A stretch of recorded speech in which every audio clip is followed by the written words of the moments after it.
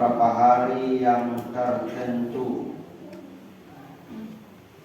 Maka jika di antara kalian ada yang sakit atau dalam perjalanan lalu dia berbuka, maka wajiblah baginya berpuasa sebanyak hari yang ditinggalkan itu pada hari-hari yang lain.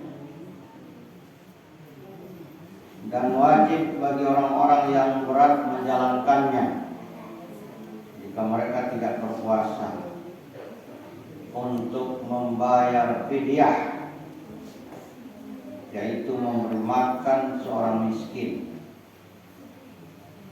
Maka barang siapa yang dengan kerelaan hati mengerjakan kebajikan, maka itulah yang lebih baik baginya. Dan berpuasa itu lebih baik bagi kalian jika kalian mengetahui. Shadaqallahul azim. Pertama sekali tentunya kita bersyukur kehadiran Allah Subhanahu wa taala, di mana pada pagi hari ini subuh pertama bulan Ramadan, kita masih diberikan kesehatan dan kesempatan sehingga kita masih dapat hadir di masjid ini untuk menunaikan ibadah sholat subuh. Meskipun tidak seberapa,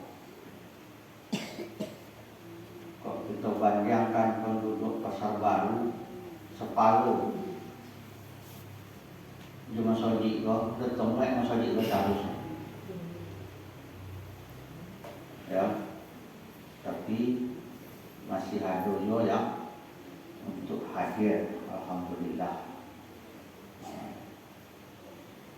Kalau Presiden Turki membuat sebuah gagasan sholat subuh itu sama dengan sholat Jumat ramainya, maka insya Allah negeri itu akan dilimpahkan oleh Allah keberkahan. Negeri itu akan Allah berikan rezeki yang melimpah. Tapi kalau kita dengar kuliah subuh almarhum Buya Hamka, beliau menyebutkan, kalau kalian ingin melihat orang-orang Islam, maka lihatlah ketika hari raya ramai sekali. Tapi kalau kalian ingin melihat orang-orang yang beriman, lihatlah ketika waktu subuh. Artinya begitu berat untuk melaksanakan sholat subuh itu. Godaan luar biasa. Mudah-mudahan pada pagi hari ini kita masih tetap istiqomah, konsisten dengan keimanan kita untuk tetap hadir. Dan mudah-mudahan Allah berikan kekuatan kepada kita untuk seterusnya bisa seperti ini. Salawat beserta salam kepada junjungan kita Nabi besar Muhammad sallallahu alaihi wasallam. Allahumma shalli ala Muhammad wa ala ali Muhammad. Sidang jamaah salat subuh yang dimuliakan Allah, kajian kita pada subuh hari ini, karena kita baru mulai 1 Ramadan, kita ambil ayatnya, ayat yang berkenaan dengan perintah puasa Ramadan itu. Melalui ayat ini Allah Subhanahu wa taala berkhitab kepada orang-orang mukmin dari kalangan umat ini dan memberikan perintah kepada mereka untuk berpuasa, yaitu menahan diri dari makan dan minum, suami istri dengan niat yang ikhlas karena Allah Ta'ala. Karena di dalam berpuasa itu terkandung hikmah membersihkan jiwa, menyucikan,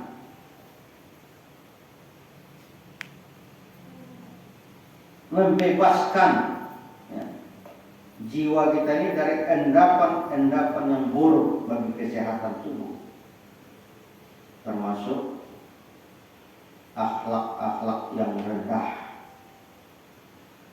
Maka Allah SWT menyebutkan sebagaimana puasa diwajibkan atas mereka, sesungguhnya Allah pun telah mewajibkan atas umat-umat sebelum mereka. Dengan demikian berarti mereka mempunyai teladan dalam berpuasa. Indo kita saja orang beriman, tapi sudah ada umat terdahulu yang telah diwajibkan berpuasa. Dan hal ini memberikan semangat kepada mereka dalam menunaikan kewajiban ini. Itu dengan penunaian yang lebih sempurna dari apa yang telah ditunaikan oleh orang-orang sebelum mereka. Seperti yang disebutkan oleh firman-Nya, likulli ja'alna minkum syir'atun wa minhaja. Walau sya'allahu laja'alakum ummatan wahidah walakinna liyabluwakum fima ataakum fastabiqul khairat. Untuk tiap-tiap umat di antara kalian, kata Allah, kami berikan aturan, jalan yang terang. Sekiranya Allah menghendaki, niscaya kalian dijadikannya satu umat saja. Ya. Kalau Allah menghendaki, kalian hanya dijadikan satu umat saja. Tapi Allah hendak menguji kalian terhadap pemberiannya kepada kalian. Fastabiqul khairat, maka berlomba-lombalah kalian berbuat kebajikan. Surah Al-Maidah ayat 48. Karena itulah maka dalam ayat ini disebutkan, ya ayyuhalladzina amanu kutiba alaikumusiyam kama kutiba alal ladzina min qablikum la'allakum tattaqun. Wahai orang-orang yang beriman, diwajibkan atas kalian berpuasa sebagaimana diwajibkan atas orang-orang sebelum kalian agar kalian bertakwa. Dikatakan demikian, ya, itu karena puasa itu mengandung hikmah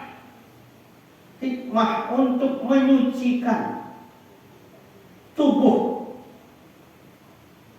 hikmah untuk mempersempit jalan-jalan setan, seperti yang disebutkan di dalam hadis sahihain, dua orang syekh, ya ma'syarasy syabab man istata'a minkum al-ba'a falyatazawwaj wa man lam yastati' fa 'alaihi bis-shaumi fa innahu lahu wija. Wahai para pemuda, barang siapa di antara kalian mampu untuk memberi nafkah, maka menikahlah. Ya. Dan barang siapa yang tidak mampu, wa man lam yastati' fa 'alaihi bis-shaumi, maka hendaklah dia berpuasa. Ya, fa innahu lahu wija. Karena sesungguhnya puasa itu merupakan peredam baginya. Kemudian Allah Subhanahu wa taala menjelaskan batas hari-hari yang dilakukan padanya puasa itu. Ayyam ma'dudat. Ya. Hal itu dilakukan bukan setiap hari agar tidak berat. Ya.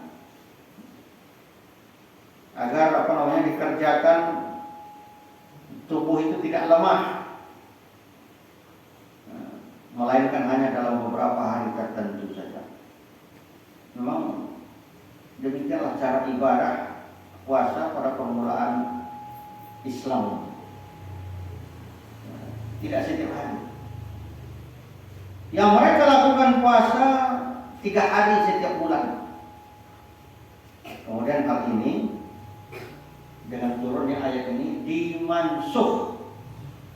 Dimansuh itu dihapus. Maka dalam hukum Islam itu ada nasakh mansuh, dihapus oleh perintah puasa pada bulan Ramadan ini. Seperti yang akan kita uraikan berikutnya. Pada bulannya cuma 3 hari setiap bulan. Tapi dengan turunnya ayat ini, maka otomatis yang 3 hari setiap bulan itu dihapus, dimansuh namanya. Kemudian jadilah dia puasa sebulan penuh. Dan ini telah diriwayatkan bahwa ibadah puasa pada permulaan Islam itu dilakukan sebagaimana yang biasa dilakukan oleh umat-umat terdahulu sebelum kita. Itu setiap bulannya cuma 3 hari. Riwayat ini dari Mu'adz, dari Ibnu Mas'ud, Ibnu Abbas, atau Qatadah dan Ad-Dhahhak Ibnu Muzahib. Puasa demikian masih terus berlangsung sejak zaman Nabi Nuh alaihissalam. Sampai Allah menasahnya dengan puasa bulan Ramadan ini. Abbad Ibnu Mansur meriwayatkan dari Al Hasan Al Basri sehubungan dengan makna firman Allah tentang puasa ini, kutiba alaikumusiyam itu. Maka Hasan Al Basri mengatakan, kata beliau, memang benar.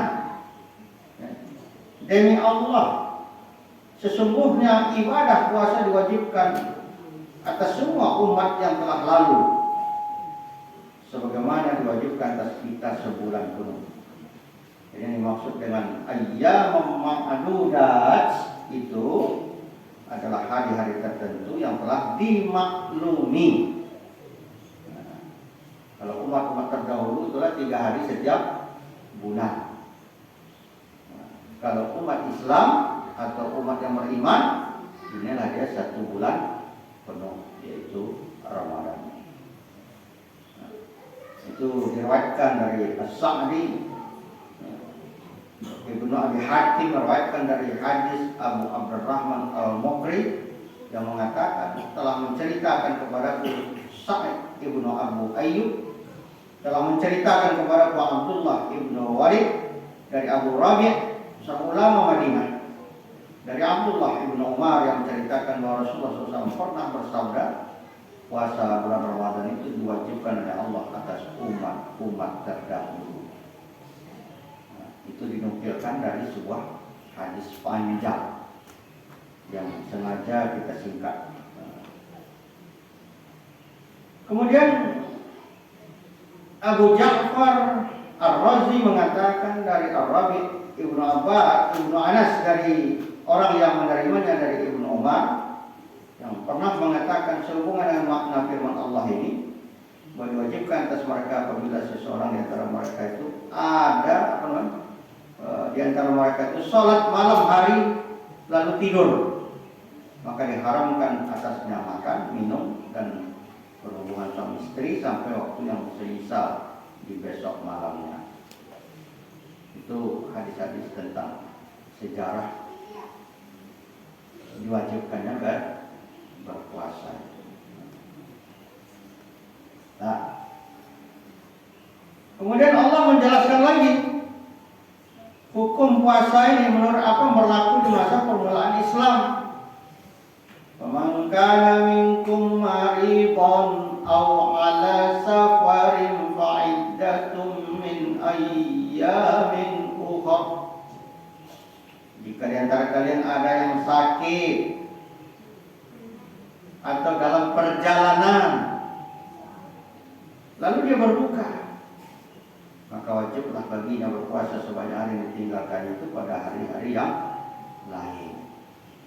Artinya orang yang sakit, orang yang bepergian, ya, tidak berpuasa di saat sakit dan bepergian itu, mengingat barangkali itu akan memberatkan keduanya, ya, menyusahkan keduanya, maka boleh berbuka, kemudian mengqadha puasa yang ditinggalkannya itu di hari-hari yang lain. Orang yang sehat dan lagi dia itu berada di tempat tinggalnya atau mukim, tidak sedang bepergian, tapi berat dia menjalankan puasa, sesungguhnya dia boleh memilih antara puasa dan memberi makan. Apa yang kita sebut dengan fidyah, boleh. Dan jika dia suka berbuka, maka berbuka boleh baginya, tapi dia harus memberi makan seorang miskin. Nah, jika dia memberi makan lebih banyak dari seorang miskin untuk setiap harinya, maka hal itu lebih baik baginya. Tapi jika dia berpuasa, maka puasa itu lebih utama baginya daripada memberi makan. Kalau mampu berpuasa, tolak niatnya bisa dipasuh banyak, maka puasa itu lebih baik bagi dia. Demikianlah menurut Ibnu Mas'ud, Ibnu Abbas, Mujahid, ya, Muqatil, Ibnu Hayyan dan lain-lain dari kalangan ulama salaf. Oleh karena itu, maka Allah SWT berfirman, wa 'alal ladzina yutiqunahu fidyatun ta'amu miskin. Faman tatawwa'a khairan fa huwa khairul lahu wa an tasumu khairul lakum in kuntum ta'lamun. Qala al-Imam Ahmad, berkata Imam Ahmad, ini panjang sekali hadisnya.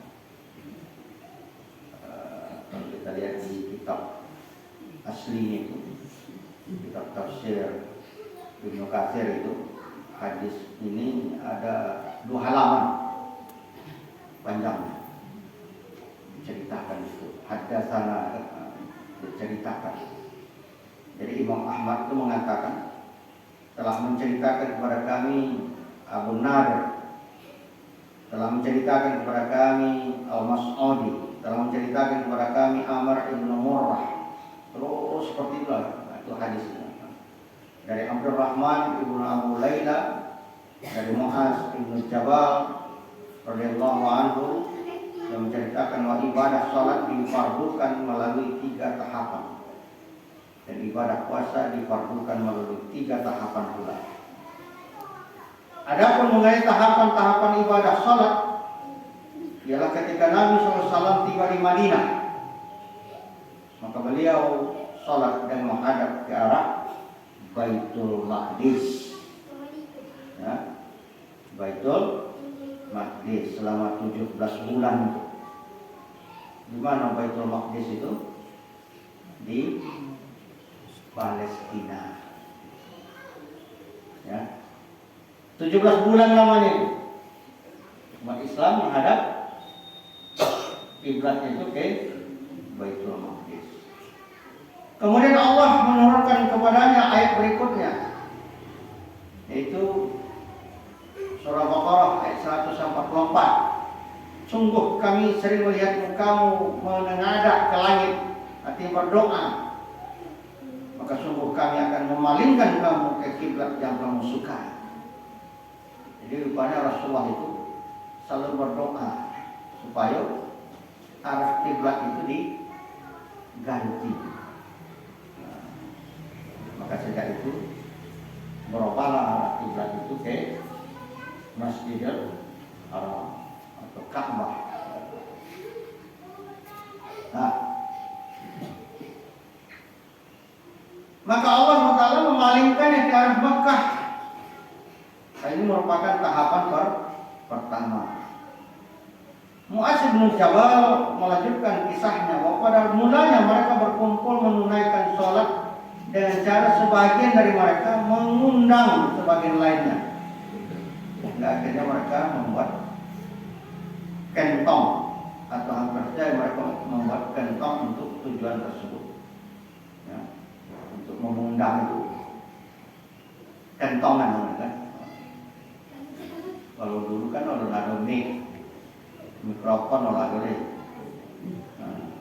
tapi kentongan untuk mengundang orang banyak mengerjakan salat.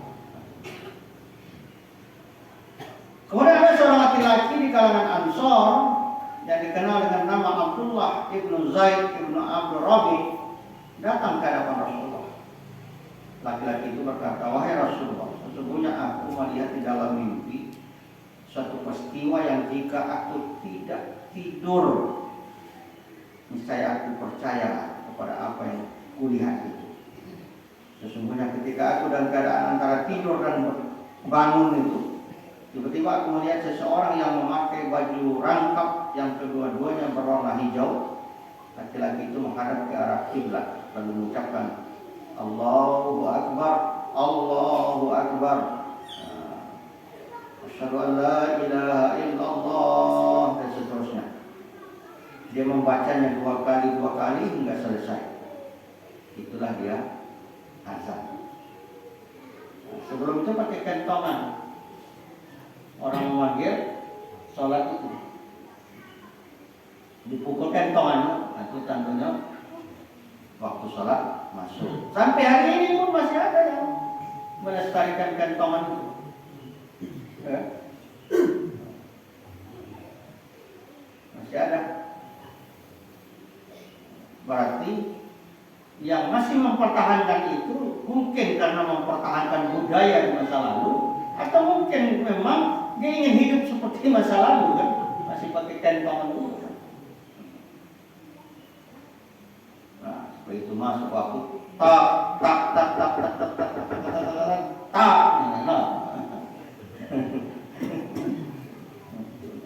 kentongan.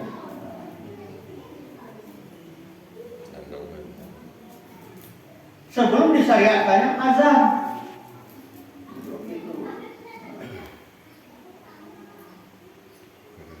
Maka Rasulullah bersabda, ajarkanlah itu kepada Bilal. Jadi sahabat yang tadi, dia bercerita di dalam mimpinya, di antara mimpi tidur dan bangun, dia dapatkan ilham namanya, kalimat-kalimat azan itu diceritakan kepada Rasulullah. Maka Rasulullah menyampaikan kepada ajarkan itu kepada Bilal. Nah, maka Bilal menyerukan azan dengan kalimat ini. Mengapa Bilal diajarkan? Pertama, Bilal itu selalunya gancang. Dan kedua, selalunya goyah, kuat. Ketika Bilal menyuarakan azan itu, terdong banyak. Kemudian gancang. Makanya azan itu kalau bisa memang dikumandangkan oleh orang-orang yang bersuara bagus, doyet, dan pengucapannya fasih.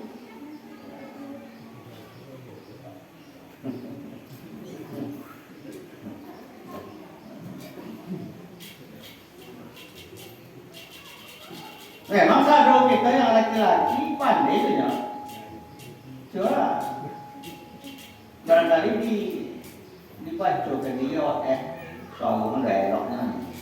Itu bukan yang pertama datang ke masjid, tapi malah membuat pegang enggan mendapat soal waktu kan.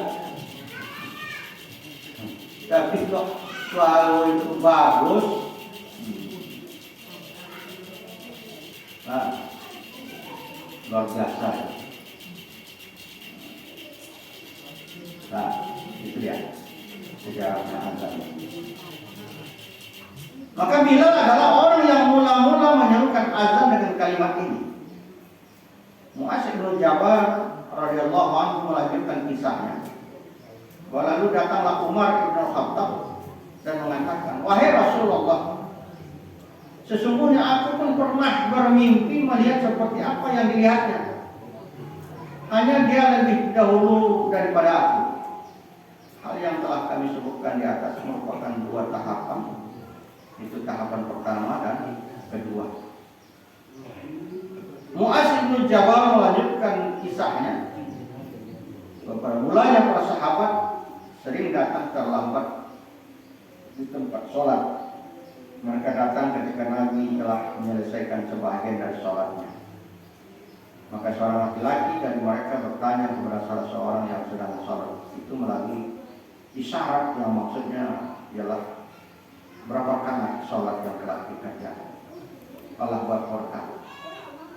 Maka lelaki yang ditanya itu menjawabnya dengan isyarat 1 atau 2 rakaat. Lalu dia mengerjakan sholat yang tertinggal itu sendirian. Setelah itu dia baru masuk bergabung ke dalam jamaah, menggabungkan diri bermakmum kepada Nabi. Perawi mengatakan, lalu datanglah Mu'adz dan berkata, tidaklah sekali-kali ada suatu tahapan yang baru yang dialami oleh Nabi SAW, melainkan aku terlibat di dalam. Pada suatu hari dia datang, sedangkan Nabi SAW telah mendahuluinya dengan sebagian sholatnya, maka Mu'adz langsung ikut bermakmum kepada Nabi. Setelah Nabi menyelesaikan sholatnya, bangkitlah Mu'adz melanjutkan sholatnya yang ketinggalan. Maka Rasulullah SAW bersabda, sesungguhnya Mu'adz telah membuat satu peraturan bagi kalian, maka tirulah oleh kalian perbuatannya itu. Itu sejarahnya sholat yang masbuk. Terlambat. Jadi pada mulanya para sahabat itu datang terlambat. Rasulullah sudah menyelesaikan satu rakaat atau dua rakaat. Kemudian yang terlambat itu bertanya dengan isyarat kepada yang lain, nambah rakaat. Ada lagi yang 1, ada 2. Nah, maka sholat dia duluan sendirian. Dan serakaat dan 2 rakaat itu sudah itu barunya gabung dengan Rasulullah SAW. Maka datang Mu'adz, tidak bentuk itu. Begitu dia terlambat, dia datang langsung ikut bergabung ke jamaah. Setelah salam Rasulullah, barulah dia berdiri kembali untuk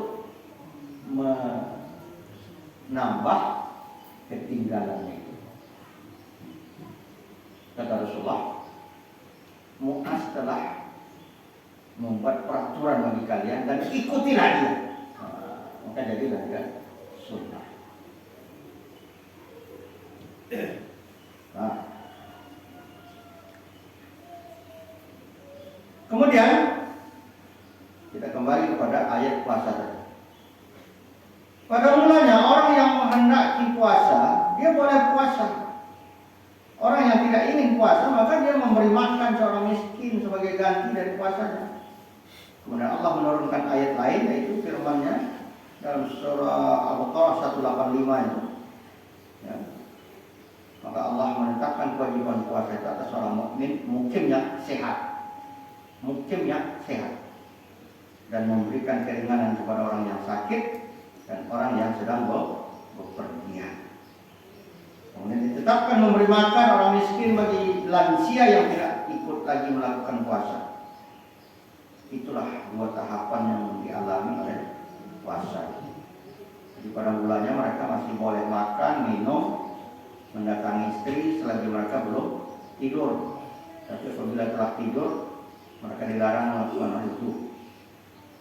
Kemudian ada seorang laki-laki dari kalangan Ansor yang dikenal dengan nama Sirmah. Dia bekerja di siang harinya sambil puasa hingga ada petang hari. Lalu dia pulang ke rumah dan sholat isya. Kemudian dia tiduran dan belum sempat lagi makan dan minum karena terlalu lelah bekerja di siang hari tadi kan. Hingga keesokan harinya. Keesokan harinya dia melanjutkan puasanya, maka Rasulullah SAW melihat dirinya dalam keadaan sangat payah. Pertama sampai kulit tertidur, lanjut kembali kan. Lalu beliau SAW bertanya, aku lihat dirimu tampak sangat payah dan letih. Sirmah menjawab, wahai Rasulullah, sesungguhnya kemarin aku bekerja Setelah datang ke rumah, aku langsung merebahkan diri karena sangat lelah. Tapi aku ketiduran hingga pagi hari dan aku terus dalam keadaan berpuasa. Ya. Disebutkan pula bahwa Umar telah menggauli istrinya sesudah tidur. Lalu dia datang kepada Nabi dan menceritakan apa yang telah dialami. Maka Allah SWT menurunkan firman-Nya, "Uhilla lakum lailatas syahar." Ya. Dihalalkan bagi kalian pada malam hari puasa bercampur dengan istri-istri kalian. Kemudian sempurnakanlah puasa itu sampai malam hari. Jadi hadis ini diketengahkan oleh Imam Abu Daud dalam kitab Sunannya, Imam Hakim di dalam kitab Mustadraknya melalui hadis Al-Mas'udi dengan lafaz yang sama. Hadis ini diketengahkan pula oleh Imam Bukhari dan Imam Muslim melalui Az-Zuhri dari Urwah dan Siti Aisyah yang mengatakan kana Asyura yasam falamma nazala farad Ramadan kana man syaa shama wa man syaa aftar. Pada mulanya puasa Asyura itu diwajibkan. Puasa Asyura itu puasa Muharram, 10 Muharram. Asyura itu hari ke-10, Asyura. Jadi 10 Muharram. Jadi pada mulanya puasa Asyura itu diwajibkan. Tapi ketika turun wahyu yang mewajibkan puasa bulan Ramadan, maka orang yang ingin puasa Asyura boleh melakukannya, dan orang yang ingin berbuka boleh tidak puasa Asyura. Jatuhlah dia menjadi puasa sunnah. Imam Bukhari sendiri meriwayatkannya melalui Ibnu Umar dan Ibnu Mas'ud dengan lafaz wa'alal-ladzi yang sama lafaznya. Kemudian wa'alal-ladzina yutiqunahu fidyatun ta'amun miskin, wajib bagi orang yang berat menjalankannya untuk memberi makan seorang miskin. Ya. Seperti dijelaskan oleh Mu'asyib bin Jabal, pada mulanya barang siapa yang ingin puasa maka dia boleh puasa, dan barang siapa yang tidak ingin puasa maka dia harus memberi makan seorang miskin untuk setiap hari. Itu pada mulanya. Tapi setelah turun ayat, akhirnya itu hanya diberikan Allah kewajiban solusi itu bagi orang yang memang tidak mampu, yutiqunahu, berat. Misalnya disebutkan di situ sebagai sakit yang menahun, ya. Atau dalam keterangan hadis-hadis Rasulullah termasuk di situ ibu yang sedang hamil atau yang sedang menyusui, ya. Boleh dia tidak berpuasa, ya, karena tidak mampu. Solusinya bayar fidyah, itu memberi makan seorang miskin setiap hari. Lantas ada bertanya, apakah bagi ibu hamil dan ibu yang sedang menyusui itu wajib lagi qadha mengganti puasa di hari yang lain? Jawabannya tidak. Kalau dia bayar fidyah cukup. Bayar fidyah, tidak lagi wajib untuk mengqadha. Karena Islam tidak memberatkan syariatnya kepada hamba-hambanya. Nah, Ustaz, mohon kami dong untuk itu surahnya. Sampai bayar fidyah, qadha itu boleh syariat Islam. Enggak. Cukup bayar fidyah.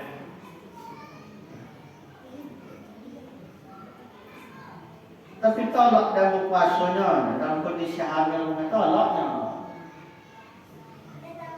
Mungkin kuat dia fisiknya, mampu dia untuk berpuasa. Apakah harus bayar fidyah juga? Sekarang pikirkan, tidak hanya diri saja, tetapi ada makhluk yang ada di dalam rahim bayi. Apakah bayi ini tidak kurang asupan gizinya ketika ibunya sedang berpuasa?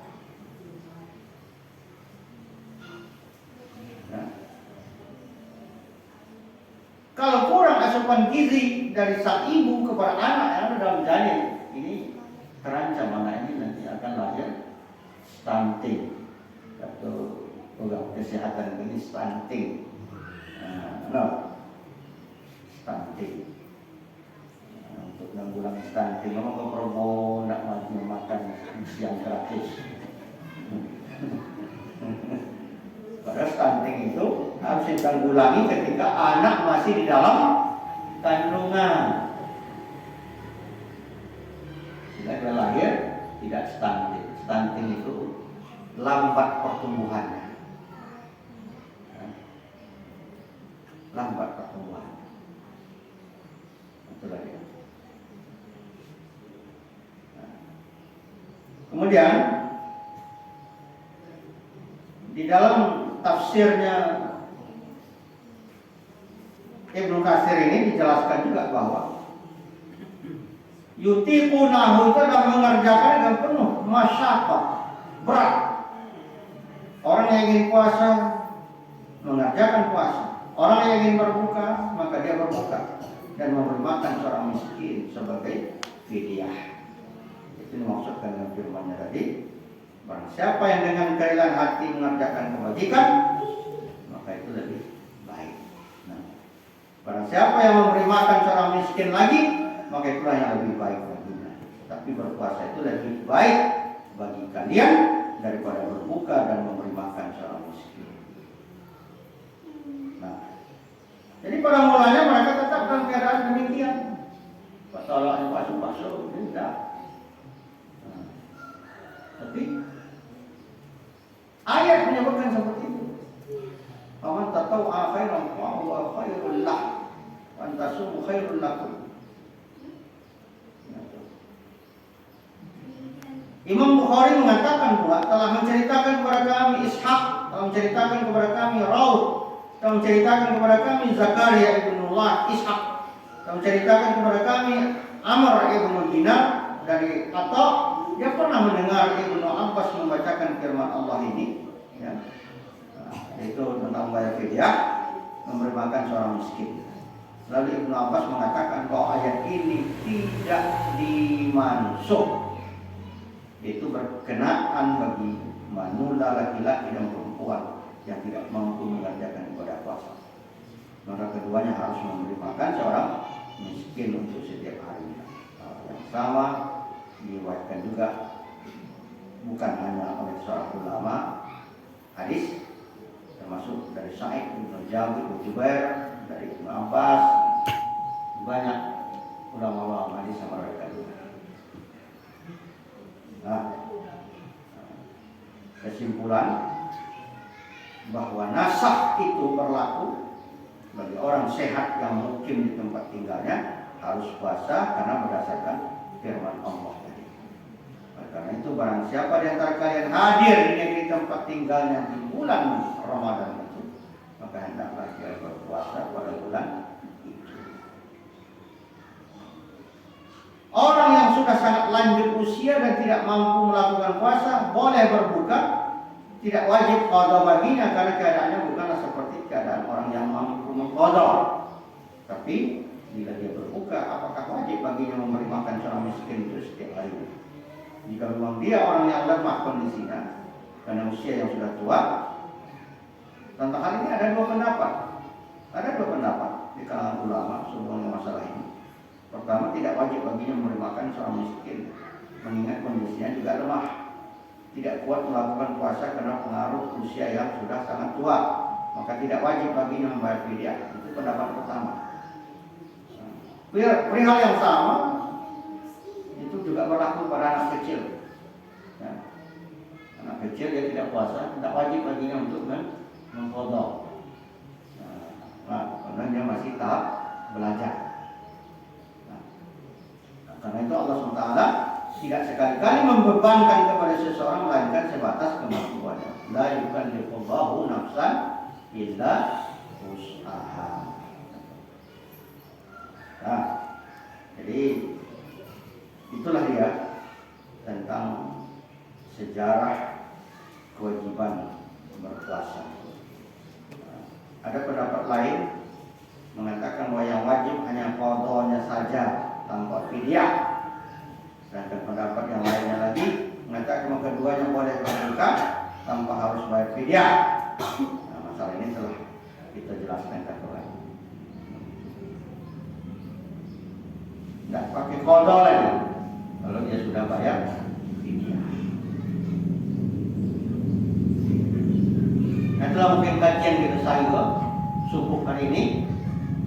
Mudah-mudahan dengan kajian melalui tafsir Ibnu Katsir ini akan kita lebih mampu kita menambah wawasan kita tentang syariat dinul Islam ini, khususnya menyangkut masalah ibadah puasa.